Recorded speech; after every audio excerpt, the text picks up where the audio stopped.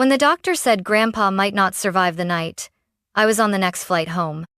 When I texted my dad, he sent me a photo of the beach. I'm Victoria Halston. I'm 28, a home designer based in Austin. I build spaces meant to hold love and memory, but nothing in my career prepared me for what I was about to face. 2 weeks ago, my grandfather William Halston collapsed from a stroke. He was the one who raised me when my parents were too busy.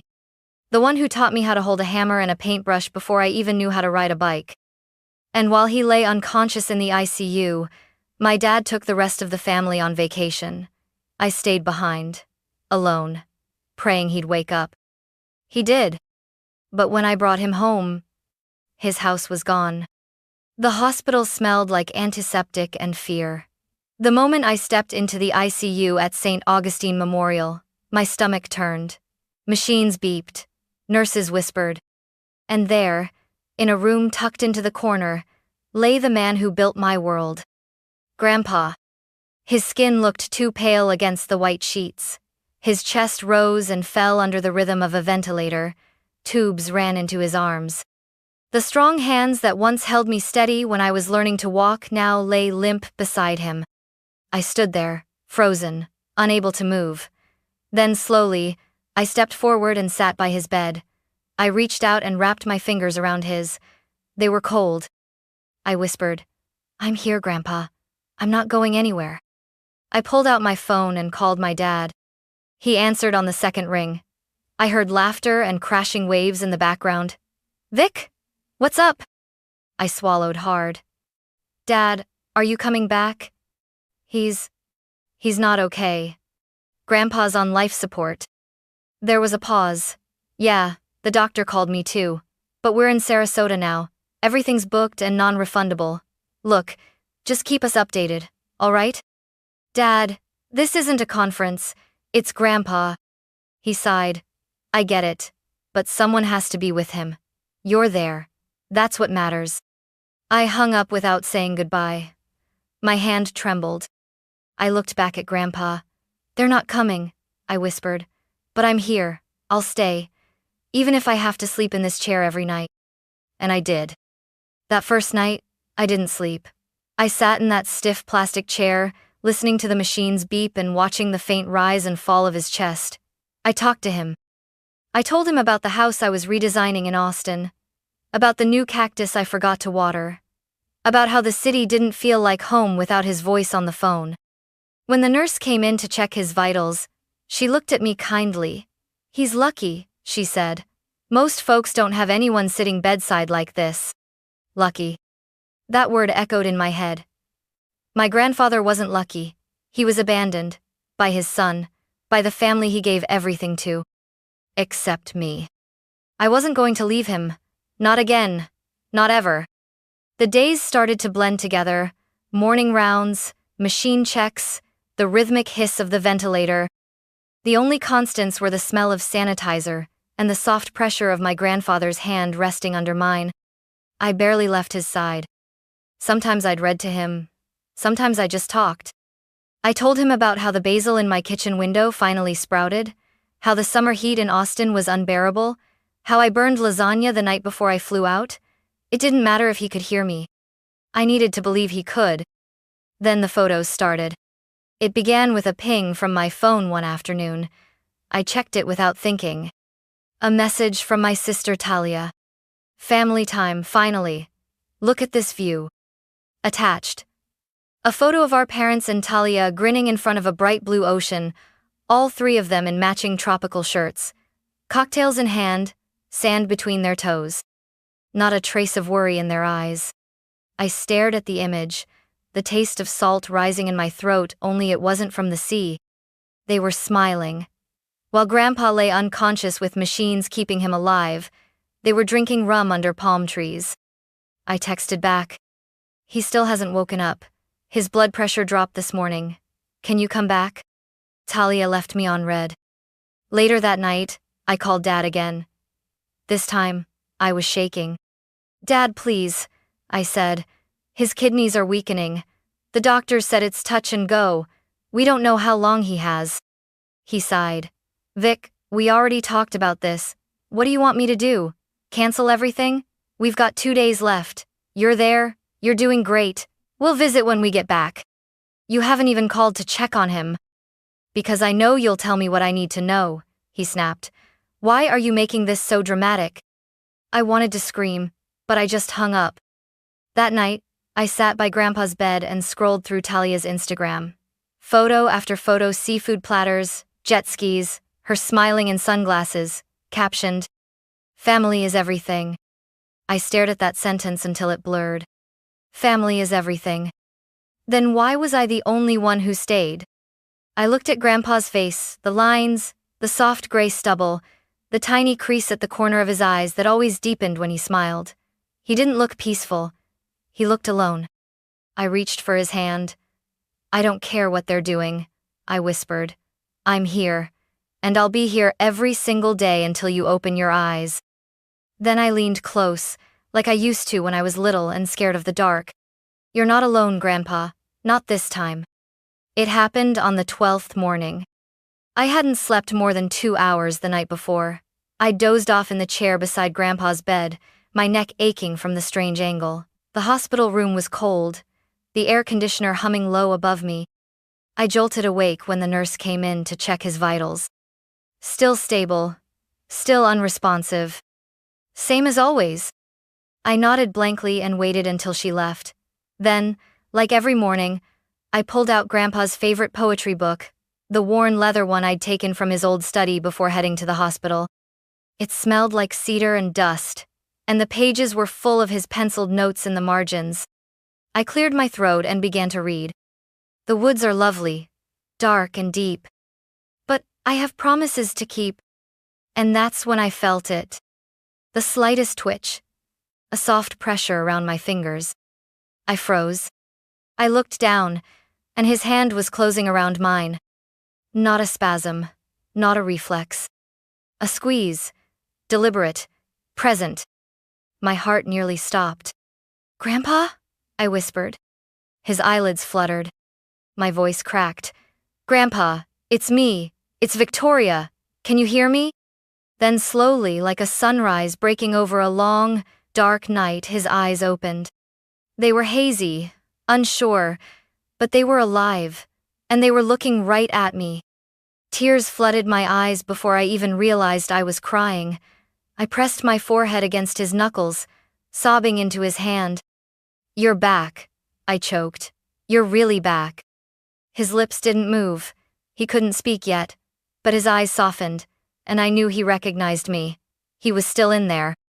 I hit the call button for the nurse, then held his hand like it was a rope, pulling me back from the edge of grief.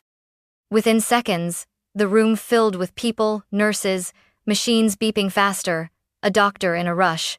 I barely registered their words. But I remember one sentence clearly. "He's stabilized. It's a very good sign." I nodded through tears. Later that day, when they had him resting and monitored more closely, I stepped into the hallway and called my dad again. He picked up, sounding casual. "Hey, what's going on?"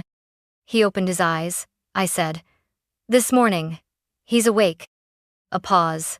"Wow, that's good. That's really good." "You can come back now," I said. "He's conscious. He knows I'm here. I think he'd want to see you." Dad's voice didn't change. "Vic, we've only got a few days left here. Let him rest. We'll come by when we get back." I felt my throat close. "He almost died, Dad. You weren't here. You didn't see it." "And you were," he replied. "That's enough." He hung up. I stood in the hallway for a long time, staring at the linoleum tiles. Then I went back to Grandpa's room, sat beside him, and took his hand again. "We don't need them," I whispered. "You have me." And in that moment, in that quiet space between machines and memory, I meant every word. 2 weeks after he first opened his eyes, the doctors finally gave their cautious blessing. "He's stable enough to be discharged," Dr. Evans said, folding his arms. "But he'll need full-time care, physical therapy, and a wheelchair until he regains more strength." "I'll take care of everything," I replied without hesitation.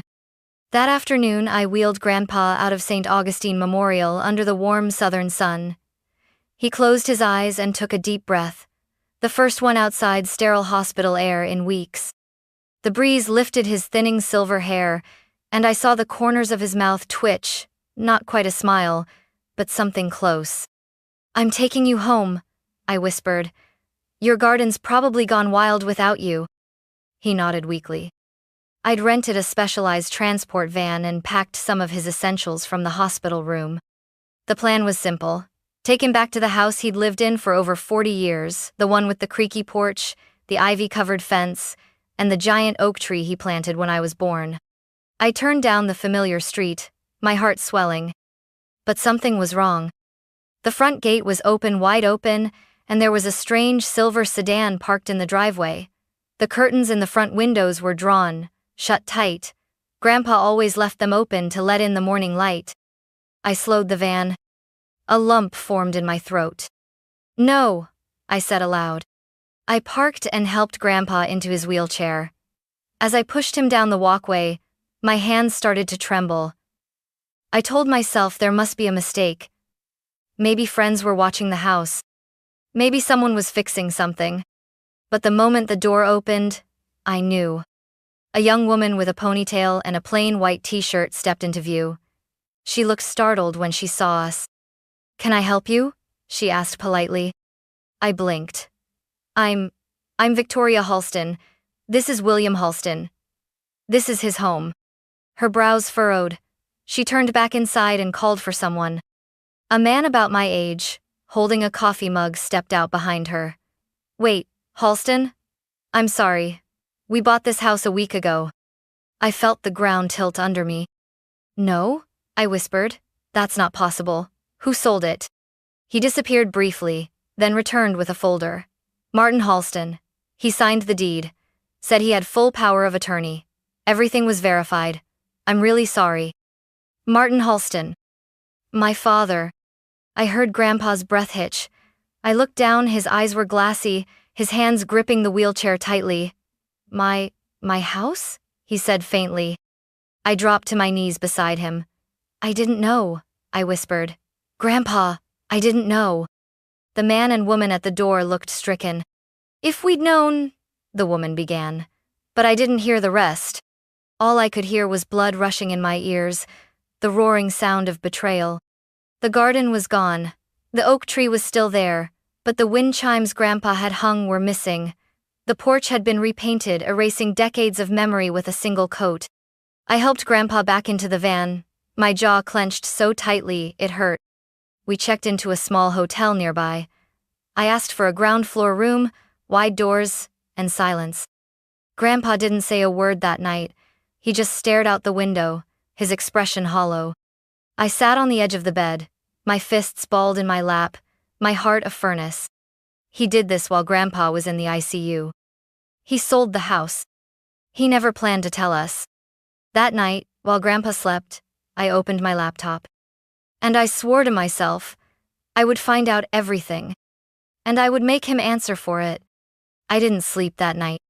Grandpa lay still in the hotel bed, his chest rising and falling with the slow rhythm of exhaustion and heartbreak.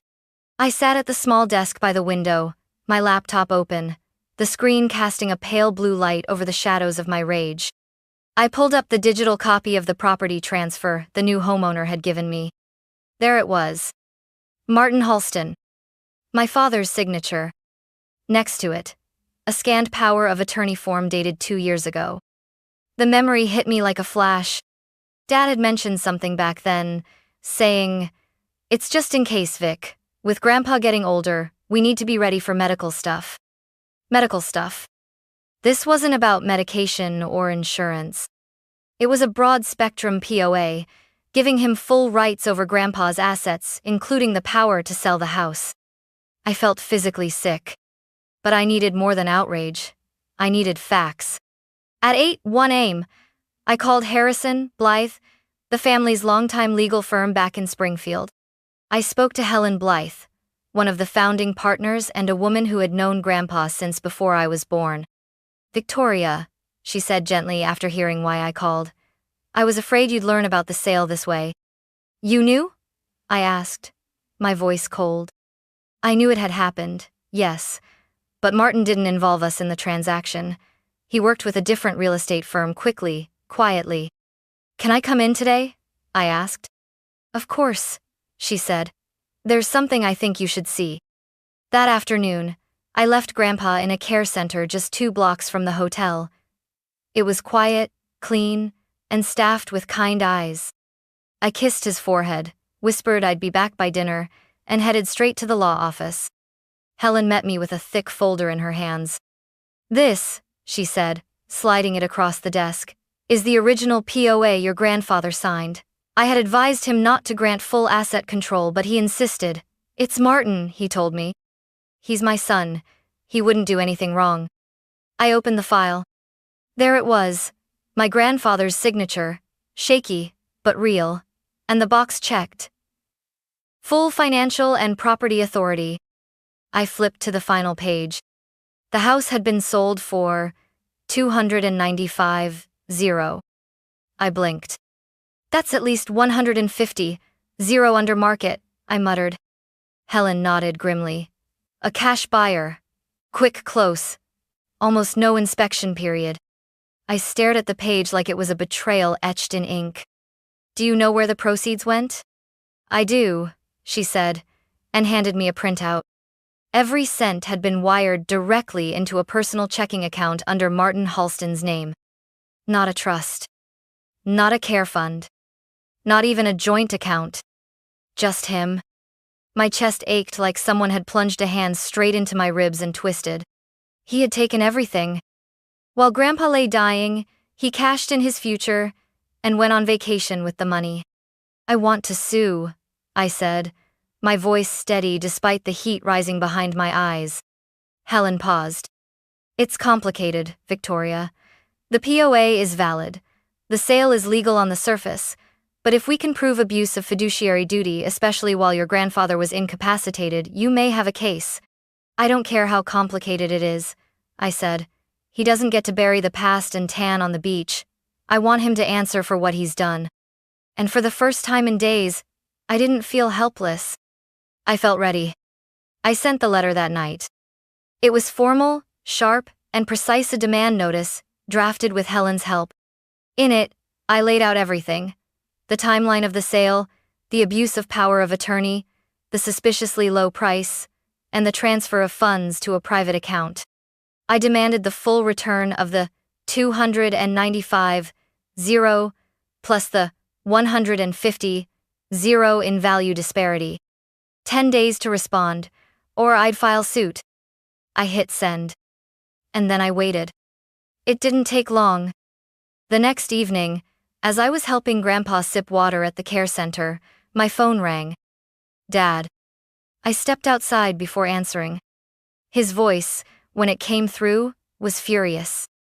"Are you out of your mind, Victoria?" "Hi, Dad," I said flatly. "Got the letter? A lawsuit? Against your own father? Over a house?" "No," I said. "Over a betrayal. Don't get dramatic. Everything I did was legal. That house was falling apart. It was better for everyone." "Everyone?" I snapped. "Or just you?" There was silence on the line. Then, "You think I pocketed the money? You think I'm some kind of thief?" "I don't think, Dad. I have bank records. I have witnesses. I have a notary who remembers you rushing Grandpa to sign that POA without a clear explanation." His voice turned cold. "Then go ahead. Sue me. But don't call me your father again." He hung up. I stood in the parking lot of the care center, the cicadas buzzing in the Georgia dusk, phone still pressed to my ear long after the call had ended. I had always thought that no matter what, family could fight and come back together. But something in his voice told me this time, the bridge had truly burned. The next morning, Mom called. Her voice trembled, not with sadness but with frustration. "Why are you doing this to us, Victoria? You're tearing the family apart." I closed my eyes. "No, Mom. I'm trying to protect Grandpa. I'm trying to fix what shouldn't have happened." "It's just a house," she said. "You've made it into a war." "It was his life," I replied, "and he didn't get to say goodbye to it." That afternoon, a text came in from Talia. "You're seriously embarrassing us. If you're mad at Dad, Fine, but taking him to court? That's low. I didn't reply. They had made their choice. And I had made mine. Back at the care center, Grandpa looked up as I walked in. He was sitting by the window, eyes tired but clear. I took his hand. I might have to fight this alone, I whispered. They've all turned their backs. He squeezed my fingers. You're not alone, he said softly. And that was enough. The hearing was scheduled for a Tuesday morning at the Springfield County Courthouse, an old brick building with ivy crawling up its sides and worn marble floors that echoed with every step I took. I wore a navy suit. No makeup, hair tied back. This wasn't about appearances. This was about truth. Helen walked beside me, carrying the evidence files we had spent weeks gathering: sale contracts, bank transfers, POA documents, and the statement from the notary, Mr. Delaney. She gave me a reassuring nod as we approached the courtroom door. Inside, my father was already seated at the defendant's table, wearing a smug gray blazer and the same look he always wore at business dinners: detached, composed, impenetrable. My mother and Talia sat behind him. They didn't even look at me. I took a deep breath and walked forward. When Grandpa was wheeled in, assisted by a nurse, he looked so small in the oversized chair, but his eyes found mine immediately. I nodded. He nodded back. That was all I needed. The judge, Honorable Marcia Renner, entered the room. Her gaze was sharp but fair. Let's begin. Helen opened with a calm, clear summary. Your Honor, this is a case of financial exploitation under the guise of legality. Mr. Martin Halston used a sweeping power of attorney to sell his father's home, not for medical necessity, not in the best interest of the principal, but for personal gain while Mr. William Halston was lying unconscious in an ICU. She laid out the facts methodically. The sale price was significantly below market value. The funds were wired to a personal checking account. No expenses went toward Grandpa's care. The POA was signed under misleading pretenses, as confirmed by a licensed notary. Then I stood up. My voice shook for the first sentence. Then it didn't. I watched my grandfather lay motionless in a hospital bed for 13 days, while the man he trusted most, his own son, was at the beach, smiling in vacation selfies. And when I finally brought Grandpa home, his home was gone. I turned toward my father. He didn't just sell a house, he erased a life without permission, without conscience, without remorse. My father's attorney, a slick-talking man named Brennan, stood and delivered a counter-argument full of polished language. The POA was valid. The sale was legal. Mr. Halston acted within his rights to ensure his father's long-term care. He spun it like a sacrifice. A financial decision made out of love. Then Mr. Delaney, the notary, took the stand. I remember the day the POA was signed. Mr. Halston rushed the process. William looked tired. I asked if he fully understood, but Martin cut in. Dad trusts me, he said. I regret not pushing further. That moment was the crack in the defense. Then came the final piece, a bank statement showing every dollar of the sale resting in my father's personal vacation fund account. Not a medical trust. Not even a care reserve. Just him. The judge sat silently for a long time before speaking. I will issue a final ruling in 2 weeks. I left the courtroom feeling numb. Outside, the sky was gray, the air thick with spring humidity. Grandpa sat beside me in his wheelchair, looking at nothing in particular. My mother and Talia walked past. She paused, looking at me. Was it worth it? She asked softly. I didn't answer. But Grandpa did. Yes. 2 weeks later, the ruling came. Judge Renner's voice was steady and sharp over the speakerphone, as I sat beside Grandpa in the hotel room. While the POA remains legally valid, she said, the actions taken by Mr. Martin Halston, particularly the sale of the property during the principal's incapacitation and the personal use of proceeds, constitute a breach of fiduciary duty. The verdict. Full repayment of the $295,000. Restitution for undervaluing the home, another $150,000. Revocation of POA? A written statement of accountability filed with the county. I turned to Grandpa. He wasn't smiling, but his eyes were clear and wet. I didn't think anyone would ever fight for me, he whispered. You fought for me first, I said. I'm just returning the favor. We used a portion of the funds to buy a small, sunlit cottage just outside of Springfield. It wasn't grand. It didn't have the old oak tree or the porch swing. But it had a rose bush, a little garden out back, and a kitchen that smelled like the future. I placed Grandpa's old armchair by the front window and hung his wind chimes outside. I brewed peppermint tea every morning, the way he used to for me after school. He started walking more, slowly, with a cane. And sometimes, he laughed again. One evening, as I was trimming dead blooms off the rose bush, I saw two familiar figures at the gate. Mom and Talia. They held a gift box store-bought cookies, tied with gold ribbon. Their expressions were stiff, uncertain. Can we see him? My mom asked. I hesitated, then let them in. Inside, Grandpa looked up from his crossword. He didn't scowl, he didn't rage. He simply said, I'm not angry. I'm awake now. It was quiet after that. They left. And we didn't speak of it again. A year has passed. Every morning, I brew tea. Grandpa sits outside, reading. The garden is blooming. Peacefully, quietly. Sometimes, when the wind picks up and I hear the chimes, I think about what we lost. But, more often, I think about what we reclaimed. Not the house. Not the money. But the right to choose who we stand by, and who we call family not by name, but by heart.